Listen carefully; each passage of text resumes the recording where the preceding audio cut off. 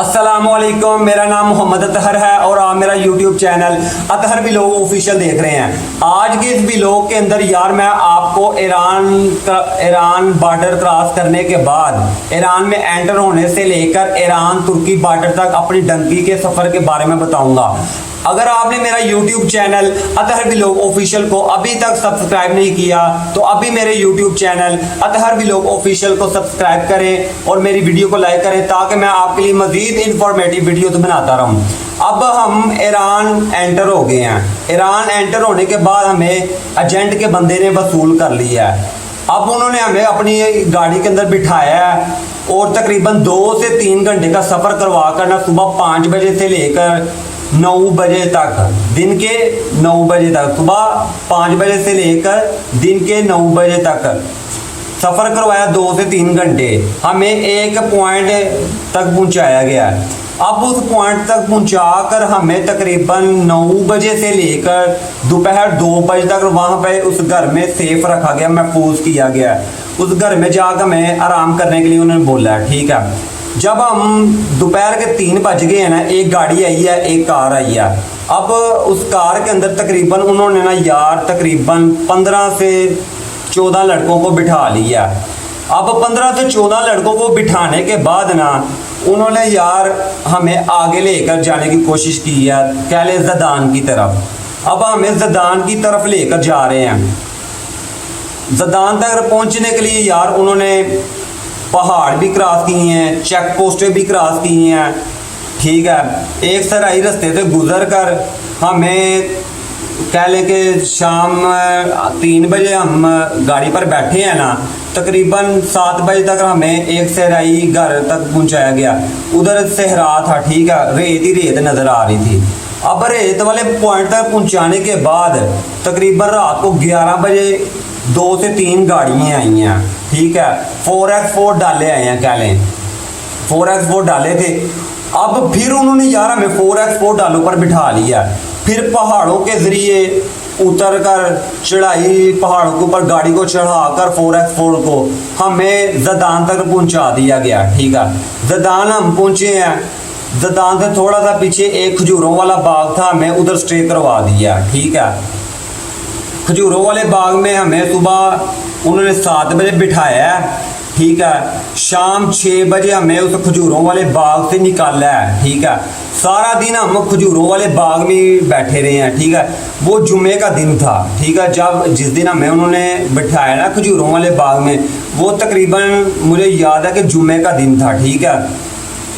हमने सारा दिन जो है ना खजूरों वाले बाग में गुजारा, ठीक है। शाम के 6 बजे है, मगरिब का टाइम हुआ। 2 से 3 गाड़ियाँ लेकर डंगर आ गए जिन्होंने हमें आगे ज़दान की जो चेक पोस्टें थी ना वो क्रॉस करवानी थी। 2 से 3 गाड़ियाँ लेके आए हैं। उसके अंदर यार उन्होंने हमें 15-15 लोगों को बिठाया, ठीक है। 15 लोगों को बिठाने के बाद हमारा सफ़र शुरू हो गया ज़दान की तरफ, ठीक है। अगर आप इमिग्रेशन के ज़रिए बाय रोड आते हैं ना, खुद वीज़ा लगवा के, तो आप बॉर्डर से ना तकरीबन 1-1.5 घंटे में ज़दान पहुंच जाते हैं। लेकिन डंकी वाले लोगों के लिए यार ज़दान पहुंचाना बहुत ही मुश्किल होता है, क्योंकि ज़दान तक पहुंचने तक ना आर्मी की फ़ौज की चेक पोस्टें आती हैं, ठीक है। अब डंकी वाले बंदों को ना वो चेक पोस्टें चोरी क्रॉस करवाई जाती हैं, पहाड़ों के ज़रिए सहरा के रास्ते क्रॉस करवाई जाती हैं, ठीक है। अब खजूरों वाले बाग से हमारा सफ़र शुरू हुआ, ठीक है। 2 से 3 गाड़ियों का तकरीबन हम 40 से 50 लोग थे। अब उन गाड़ियाँ चली हैं, तकरीबन 15 से 20 मिनट चली हैं। एक चेक पोस्ट आई है। चेक पोस्ट से हमें थोड़ा सा पीछे उन्होंने उतार दिया है। ड्राइवर के साथ एक डंगर था, ठीक है। डंगर ने ड्राइवर ने गाड़ी रोकी है, डंगर भी उतर गया है हमारे साथ। अब हमने चेक पोस्ट क्रॉस करनी है ज़दान की, ठीक है।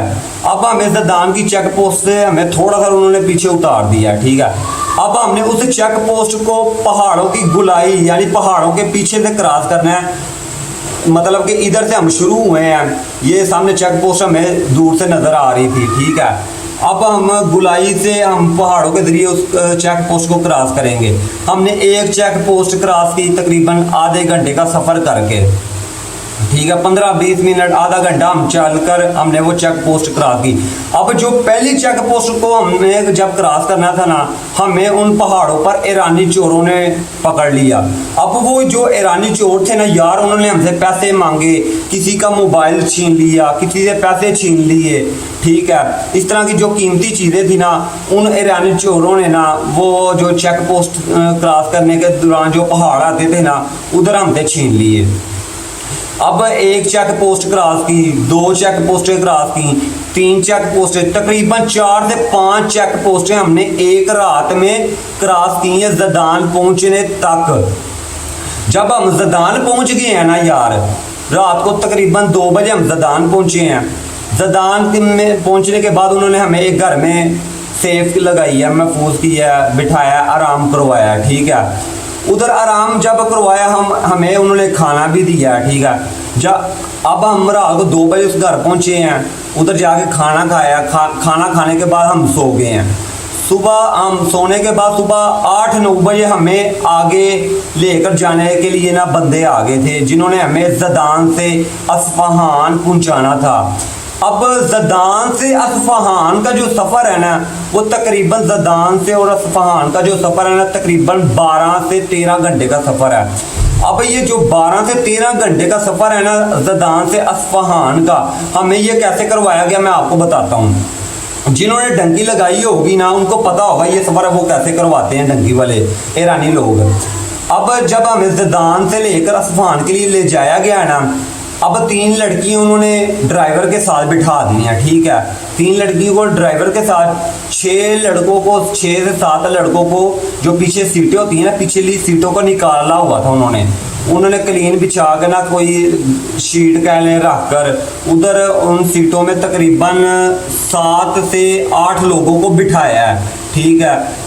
जिस तरह बंदा वॉशरूम में बैठता है ना, उस तरह उन्होंने बिठाया है ईरानी लोगों ने, ठीक है। ज़दान से अस्फहान लेकर जाने के लिए 3 से 4 लोग डिक्की में बिठा दिए हैं उन्होंने। हम ज़दान से 12 से 13 घंटे का सफ़र कर अस्फहान पहुंच गए हैं।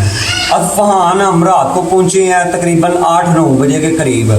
अस्फहान पहुंचने के बाद हमें एक घर में फिर उन्होंने स्टे करवाया। उधर जाकर हमें दही के 2-3 जार लेकर 2-3 डिब्बे हमें ला कर दिए हैं। 8 से 9 रोटियां ला कर दी हैं। जो हम 30 से 35 लोग थे जिन्होंने 2 जार दही के और 8 से 9 रोटियां खाई हैं, ठीक है। अस्फहान पहुंचने के बाद हमें खाना दिया गया। खाना देने के बाद हमें उधर एक रात का स्टे करवाया गया। रात का स्टे करने के बाद हमें सुबह के वक्त जिन बंदों ने हमें आगे लेकर जाना था तेहरान की तरफ, वो बंदे आ गए। अब हमें तेहरान लेकर जाने के लिए तकरीबन सुबह के 9 से 10 बजे हुए थे। उन्होंने नाश्ता करवाया दही के साथ ही, ठीक है। दही था और 7 रोटियाँ थी। नाश्ता करवाने के बाद जिन बंदों ने हमें अस्फहान से तेहरान लेकर जाना था ना, तकरीबन ये भी कह लें कि 8 से 9 घंटे का सफ़र था अस्फहान से तेहरान तक। तकरीबन 12 से 13 घंटे का कह लें, इतना सफ़र था अस्फहान से तेहरान तक। अब हमने ये सफ़र शुरू कर दिया है। हम 12 से 13 घंटों में तेहरान पहुंच गए अस्फहान से, ठीक है। अब तकरीबन हम रात को 12-1 बजे यार अस्फहान से तेहरान पहुंचे। सुबह 9 बजे के निकले, ठीक है। अब हमें तेहरान में जिस जगह जिस पॉइंट पर स्टे करवाना था ना, वो एक फैक्ट्री थी। उस फैक्ट्री के अंदर एक पाकिस्तानी कह लें कि जो डंकी के ऊपर लोग आते थे ना, उनकी खिदमत के लिए उन्होंने रखा हुआ था। खाना पकाने के लिए, करेंसी एक्सचेंज वगैरह के लिए उन्होंने रखा हुआ था। हम तकरीबन रात को 2 बजे उधर पहुंचे हैं। उसने लड़कों का अंदाज़ा लगाया इतने लड़के हैं, ठीक है। उसने लड़कों के हिसाब से फिर अंडों का ना सालन बनाकर हमें रोटियाँ दी हैं। हमने अंडों के साथ वो रोटी खाई है, ठीक है। रोटी खाने के बाद हम सो गए हैं, क्योंकि आपको पता है कि सफ़र इतना लंबा हो तो बंदा थक जाता है, थकावट हो जाती है। आराम के बगैर फिर बंदा इतना लंबा सफ़र नहीं कर सकता। फिर हमें उस फैक्ट्री में स्टे करवाया गया। सुबह 8 से 9 बजे के करीब ना उस बंदे ने हमें कह दिया कि यार अपना सामान रेडी कर लो, नाश्ता कर लो, आपको बंदा लेने आने लगा जिसने आपको तेहरान से माकू शहर लेकर जाना है। अब तेहरान से जो माकू शहर का सफ़र है ना, तकरीबन वो भी 15 से 16 घंटे का सफ़र है। अब उस बंदे ने हमें नाश्ता करवाया है, अंडों के साथ ही उसने हमें नाश्ता करवाया, दोबारा उसने अंडे बनाए हैं, 7 रोटियां दी, हमने नाश्ता किया। उस बंदे ने बोला है अगर किसी ने जायज़ कैश के ज़रिए, इजली पैसे के ज़रिए पैसे निकलवाने हैं तो मुझे बताए, ठीक है। अगर किसी को ईरानी करेंसी चाहिए वो मुझसे ले सकता है। अगर आपको किसी को तुर्की की करेंसी चाहिए आप मेरे से रब्ता करके ले सकते हैं। अच्छा जनाब, मैं घर से 15,000 रुपये लेकर निकला था। 10,000 रुपये कोयटा में मैंने एजेंट को दे दिया तफ्तान जाने के लिए, ठीक है। बाकी मेरे पास 5,000 रुपये रह गया। अब जो 5,000 था उसमें से मैंने 1-2 जगह पैसे देकर डंकी वाले जो डंगर थे उनको देकर मैं ईरान तक पहुंचा, ईरान से ददान तक पहुंचा। मेरे पास तकरीबन 3,000 रुपये रह गया था तेहरान पहुंचने तक। जब मैं तेहरान में मौजूद था मेरे पास 3,000 था, और 3,000 ही मेरे जायज़ कैश में था, तकरीबन 6,000 हो गया। तकरीबन 5,000 रुपये मैंने दोबारा अपने घर से मंगवाया। ये तकरीबन 8-9,000 11,000 के करीब मेरे पास पैसे बन गए थे। अब उस पाकिस्तानी ने अपने ही बंदों को लूटा। वो कैसे, मैं आपको बताता हूँ। अब वो जो 11,000 रुपया था ना, उसने कहा यार अगर आपने करेंसी एक्सचेंज करवानी है मुझसे करवा लो। हमने कहा यार पाकिस्तानी है, चलो अच्छे पैसे दे देगा, इससे करेंसी ले लेते हैं, ईरानी भी और तुर्की भी। अब उस बंदे ने 8,000 रुपये के मुझे 300 लीरा तुर्किश दिए। 300 लीरा 8,000 रुपये के दिए। तकरीबन वो कह लें कि 9 रुपये का लीरा है ना, तो तकरीबन 3,000 रुपये पाकिस्तानी बनता था। तकरीबन उसने 8,000 रुपये में से 3,000 की मुझे करेंसी दी है, और 5,000 रुपये की उस बंदे ने दिहाड़ी लगाई है, ठीक है। 3,000 की 300 लीरा मैंने उससे ले लिया। उसने नाश्ता करवाया। नाश्ता करवाने के बाद आगे से हमें बंदा लेने आ गया जिसने हमें तेहरान से माकू शहर लेकर जाना था। उस बंदे ने मुझे कार के अंदर बिठाया, अकेले को जाकर आज़ादी पार्क उतार दिया। तेहरान का बहुत ही मशहूर पार्क है जिसे आज़ादी पार्क कहते हैं, ठीक है। उधर उसने ना मुझे 10 से 15 मिनट खड़ा किया। 10 से 15 मिनट खड़ा करने के बाद एक कार आई है। कार के अंदर यार तकरीबन 3 लड़कियां मौजूद थी फ्रंट सीट पे। 8 से 9 लोग थे जो पिछली सीटों के ऊपर थे, और डिक्की के अंदर सामान पड़ा हुआ था। फ्रंट पर बिठाने के लिए यार, पीछे बिठाने के लिए सीटों पर जगह नहीं थी यार। डिक्की के अंदर सामान थोड़ा था। डंगर मुझे कहता यार आप डिक्की के अंदर बैठ जाओ, लेट जाओ, डिक्की के अंदर लेट जाओ, जगह आई थी लेटने के लिए। यार मैं लेट तो गया, बहुत ही आराम का सफ़र गुजरा। वो 16-15 घंटे का जो सफ़र था ना, बहुत इजीली मैंने उस डिक्की में लेट कर गुजार लिया। अब उस हमें तेहरान से लेकर माकू जाने के लिए उसने ड्राइवर ने गाड़ी चलानी शुरू कर दी, ठीक है। तकरीबन उस बंदे ने 15 से 20 मिनट गाड़ी को चलाया होगा। उसने एक बेकरी के ऊपर ना, एक स्टोर पर जाकर ना गाड़ी को रोक लिया कि यार सफ़र लंबा है, अगर आपने कोई बिस्किट, केक, बोतल, जूस या इस तरह की कोई भी चीज़ लेनी है ना ले लो। तो मेरे पास पैसे बहुत ही कम थे। मैं गाड़ी से उतर तो गया, मैं ना गाड़ी के पास खड़ा हो गया। अब जो बाकी मुसाफिर थे ना, बाकी लोग थे, सफ़र लंबा था, उन्होंने चीज़ें लेनी थी, उनके पास पैसे मौजूद थे। मुझे तो पता भी नहीं था, क्योंकि अफ़गानी लोग डंकी लगाते रहते हैं, ठीक है। वो अगर एक बार नाकाम हुए ना, वो दूसरी बार दोबारा कोशिश करते हैं। अगर दूसरी बार नाकाम हुए वो फिर दोबारा कोशिश करते हैं, क्योंकि उनको पता होता है कि हम पहुँच जाएंगे। तो मैं पहली मरतबा डंकी पर आया था, तो उसे मैं ना गाड़ी के बाहर खड़ा हो गया। तो बाकी लोग अपनी ज़रूरियत के मुताबिक जो उनको किसी को अगर जूस की ज़रूरत थी वो जूस लेने चला गया, किसी को केक की ज़रूरत थी वो केक लेने चला गया। तो मैं गाड़ी के पास खड़ा था, इतने में ही ना यार अल्लाह पाक की रहमत देखो, मदद देखो, एक ईरानी बंदा आया, उसने मेरा हाथ पकड़ा और बेकरी के अंदर लेकर चला गया। उसे मालूम था यार मुसाफिर, शायद इसके पास पैसे ना हो, शायद उसके दिल में अल्लाह पाक ने कोई बात डाल दी हो।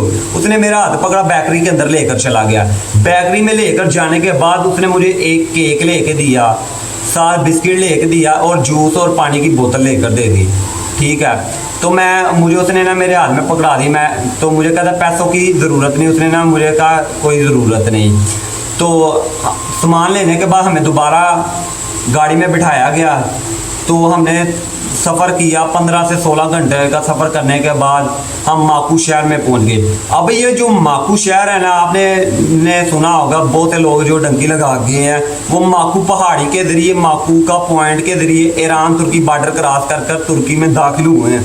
अब ये जो माकू पहाड़ी है ना यार, इसको चांद तारे वाली पहाड़ी भी कहा जाता है, ठीक है। इतनी लंबाई है इसकी, इतनी सर्दी होती है आम दिनों में, गर्मियों के मौसम में भी मैंने सुना इतनी ठंड होती है ना कि उधर फौजी जो है ना वो पहरा नहीं दे सकते। अब वो जो माकू का पॉइंट है ना, उन्होंने सील कर दिया हुआ है, उसको मुकम्मल तौर पर बंद कर दिया हुआ है। अब बंदा माकू पहाड़ी के ज़रिए तुर्की में दाखिल नहीं हो सकता, ईरान बॉर्डर क्रॉस कर कर, तुर्की बॉर्डर क्रॉस कर कर ईरान तुर्की में दाखिल नहीं हो सकता उस पहाड़ी के ज़रिए। तो अब हमें 15 घंटे का सफ़र करवा कर माकू शहर में पहुंचा दिया गया। अब हमें माकू शहर में ना, जिस घर में रखा गया ना, जिस सेब में रखा गया, वहाँ पे 200 से 300 लोग मौजूद थे, अफ़गानी लोग, पाकिस्तानी तो है नहीं थे उस घर में। तो वहाँ पे ज़्यादातर अफ़गानी थे, जिनको किसी को हफ्ता हो गया था उस घर में, किसी को 15 दिन हो गए थे, किसी को 20 दिन हो गए थे। तो यार जब मैंने वो अफ़गानी लोगों के साथ हमारी वैसे भी नहीं बनती है ना, वो पाकिस्तानियों को अच्छा समझते हैं। अब पाकिस्तानियों को तो वो अपना दुश्मन समझते हैं ना अफ़गानी लोग। उस घर में ना मुझे 2 से 3 दिन स्टे करवाया गया। मंगल वाले दिन मैं माकू में पहुंचा उस घर में। बुध, जुमेरात, जुम्मा, 3 दिन तक मुझे उस घर में रखा गया, स्टे करवाया गया अफ़गानी लोगों के साथ। कोई भी आता था यार, मैं पूछता था एजेंट के साथ रब्ता होना, उसे कहना यार आप कब मुझे गेम करवाओगे, तुर्की बॉर्डर क्रॉस करवाओगे, आप मुझे इतनी जल्दी ईरान बॉर्डर से तुर्की बॉर्डर तक मुझे ले आए हो, तो अब बॉर्डर कब क्रॉस करवाओगे। वो उसने मुझे बोला कि यार मैं, आप टेंशन ना लो, फिक्र ना करो, मैं आपको बॉर्डर क्रॉस करवाऊँगा आगे के हालात देख कर। 2-3 दिन उन्होंने स्टे करवाया। मंगल वाले दिन आया हूँ, मंगल का दिन उधर गुजारा, बुध, जुमेरात, जुम्मे का दिन मैंने गुजारा। हफ्ते वाले दिन सुबह सुबह ना बंदा मुझे लेने आ गया, ठीक है। बंदे ने माकू शहर से जिस घर में मौजूद थे ना, उधर से मुझे बिठाया। सुबह तकरीबन 6-7 बजे का टाइम था, ठीक है। उधर से मुझे बिठाने के बाद 2-3 लड़के गाड़ी में मौजूद थे, 2-3 लड़कों को और उठाया जिस पॉइंट तक उसने हमें पहुंचाना था, यानी जिस बॉर्डर के ज़रिए हमने ईरान का बॉर्डर क्रॉस करके जिस पॉइंट के ज़रिए हमने तुर्की में एंटर होना था, वो पॉइंट था खुई बॉर्डर, ठीक है। खुई बॉर्डर तक अब हमें माकू शहर से लेकर खुई बॉर्डर तक करना, हमें उसने 3 से 4 घंटे का सफ़र करवाया पहाड़ों का।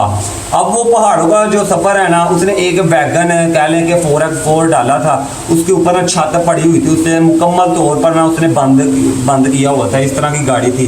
अब 15 से 20 लोग उसने इस तरह इकट्ठे करके ना, मुख्तलिफ गाड़ियाँ कारें थी, उनके अंदर जो बंदे थे ना, उनको ना इकट्ठे करके ना हमें उस पॉइंट तक पहुँचाया गया, ठीक है। अब हम खुई बॉर्डर पर जब पहुंच गए ना, जिस घर में इस तरफ ईरान के गांव थे, दरमियान में फ़ौज की चेक पोस्टें, पहाड़ थे, पहाड़ों के ऊपर फ़ौज की, आर्मी की, ईरान की, तुर्की फ़ौजों की चेक पोस्टें थी। अब उन पहाड़ों को क्रॉस करने के बाद तुर्की के गांव शुरू हो जाते थे, ठीक है। अब जब हम माकू शहर से खुई बॉर्डर तक पहुँचे हैं ना, तो उधर हमें उन्होंने 1 दिन रखा है उधर गेम करवाने तक। अब उधर तकरीबन 50-60 लोग मौजूद थे, जिन वो मेरे जाने से पहले उधर मौजूद थे। मेरे एजेंट के भी बंदे थे, मुख्तलिफ एजेंटों के बंदे थे जिन्होंने गेम लगाई हुई थी। उन्होंने मुझे बताया यार आपने डंकी लगानी है, ईरान तुर्की बॉर्डर क्रॉस करना है। मैंने कहा जी मैंने करना है। तो उन्होंने मुझसे पहले 1-1, 2-2 ट्राइयाँ लगाई हुई थी ईरान तुर्की बॉर्डर की। उनमें से कुछ लोग थे तौबा करते थे, कहते थे यार हमने डंकी लगानी नहीं है, हमने ईरान तुर्की बॉर्डर क्रॉस करना ही नहीं। क्योंकि मुझे तो पता नहीं था, मैं तो पिछला जो सफ़र था ना, वो डिक्कियों के अंदर, गाड़ियों के अंदर ही हमारा गुजरा था। फ़ौज के साथ, आर्मी के साथ हमारा तलक वास्ता नहीं था पड़ा है, ठीक है। वो लोग तौबा करते थे यार हमने ईरान तुर्की बॉर्डर क्रॉस करना ही नहीं है, क्योंकि लड़के बताते थे जिन्होंने डंकी लगाई थी ना, तुर्की फ़ौज ने अगर उनको पकड़ लिया ना, उनके साथ बहुत ही यार उन्होंने ना तुर्की फ़ौज ने बुरा सलूक किया। वो बहुत घबराते थे बॉर्डर क्रॉस करने पर। लेकिन उनकी मजबूरी ये थी, उनको बॉर्डर क्रॉस करने के लिए मजबूर किया जा रहा था डंकरों की तरफ से। जो ईरानी डंकर थे ना वो भी उनको मारते थे जो बॉर्डर क्रॉस नहीं करते थे, यानी कि जो ईरान का बॉर्डर क्रॉस करके तुर्की जाने के लिए नहीं थे ना राजी होते, उनको ज़बरदस्ती बॉर्डर क्रॉस करने के लिए मजबूर किया जाता था। तो 1-2 दिन उधर हमें रखा गया, फिर उसके बाद हमें उधर गेम लगवाई गई है, ठीक है।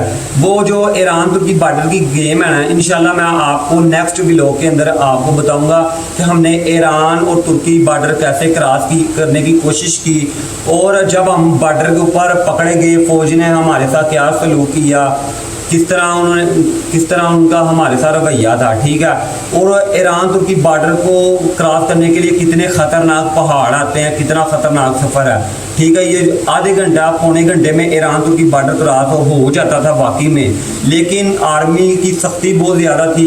आर्मी ने हमें पकड़ कर हमारे साथ कैसा सलूक किया ये मैं आपको इंशाल्लाह अपने नेक्स्ट व्लॉग के अंदर बताऊँगा। अगर आपने मेरा YouTube channel Athar vlog official को अभी तक सब्सक्राइब नहीं किया तो अभी मेरे YouTube channel Athar vlog official को सब्सक्राइब करें, ताकि मैं आपके लिए मज़ीद इंफॉर्मेटिव वीडियोज़ बनाता रहूँ। अल्लाह हाफिज़।